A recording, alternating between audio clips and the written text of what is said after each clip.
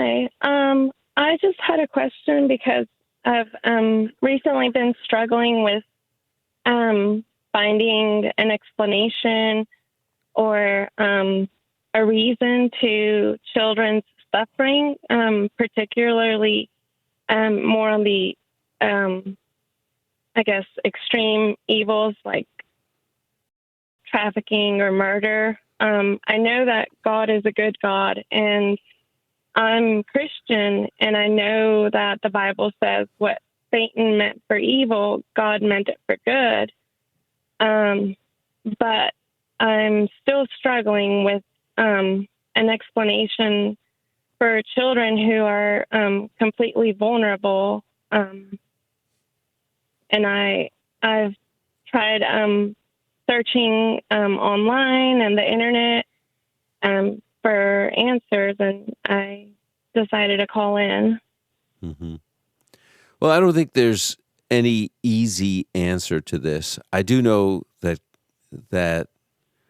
the Lord's heart breaks over the evil that is done to anyone at any time, but in particular, these little ones. Remember, he said anyone that harms one of these little ones, it'd be better to have a millstone tied around his neck and tied around him and cast into the sea, right? So there is a great deal of compassion for anyone who is a child that suffered these horrible things. And I think that there's compassion from God for the children, and also there's justice that those who do them, they will have to face the justice of God one day. Another aspect I think that's really important is that we live in a fallen world. And when God set up Adam and Eve in the garden, if they were to obey, it was going to be it was a perfect environment. But once they passed the test, I think it would have even been an assured, certain perfect environment. But they didn't pass the test.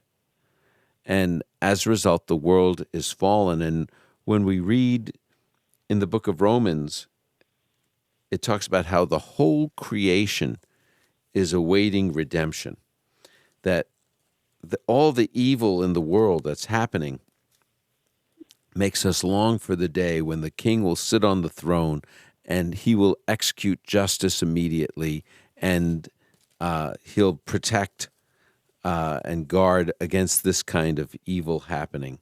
But right now, because of the decision of our forefathers, we live in a fallen world that causes us to long for the day of redemption. And what God does now is he will, I believe, bring compassion when these things happen. But a lot of us think God's going to intervene immediately when evil things are happening in the world. I don't think we can accept that. But God can use the evil to bring about good. Sometimes we can't see it. One of the things that God does is he turns some of these children who have been misused or hurt, their redemption and their transformed life brings greater glory to him. I think that's something that God can do. He creates heroes through that. We'd never understand the perfect world that God would, or long for it, that God's going to make, were it not for the suffering that happens here in this world. So those are some of the reasons, but I don't think there's any simple explanation. But I do think that we do need to know where it comes from. It comes from the fallen world that we live in. Does that help at all, Mayra? Yes, that does help. Yeah. Thank you. I just want you to know this. Anyone that's been abused that way, talking about it being a fallen world, that's not the best answer. And it's the true answer, but it doesn't take away the pain. I often compare talking about that with like a little boy, a toddler that sticks his finger in the outlet, the electrical outlet, and gets the shock of his life, and he's crying in pain, and his mom goes to him, and she says, well, let me explain to you how electricity works. That's not going to help. What does she do? She takes him in her arms, and she comforts him.